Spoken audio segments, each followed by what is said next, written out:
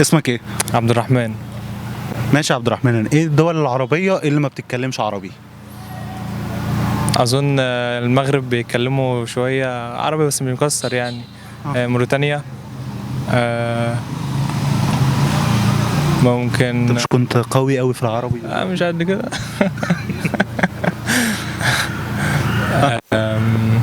مش عارف اقول مش عارف. الصومال تقريبا. حلو. الصومال.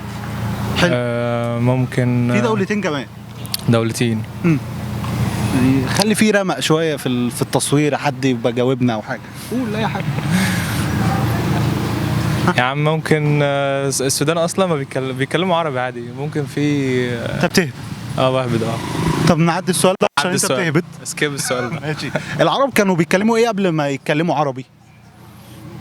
فارسي تقريبا او انت كنت معاهم؟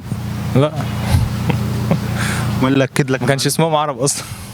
كانش اسمهم قبل العربي ازاي؟ طيب ما اللغه اتعملت مع العرب، يعني لغه العربي اتعملت مع العرب اظن يعني. لا، كانوا بيتكلموا لغة قبلها. ما اصل العرب فين؟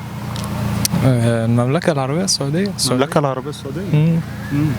ماشي. دلوقتي خلينا دلوقتي، مش مشكلة. خلينا دلوقتي معاك دلوقتي دقيقة تتكلم فيها باللغة العربية الفصحى.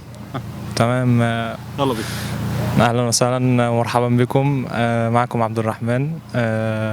لقد جئت اليوم لاتحدث عن اللغه العربيه حيث انها لغه جميله جدا جميله جدا.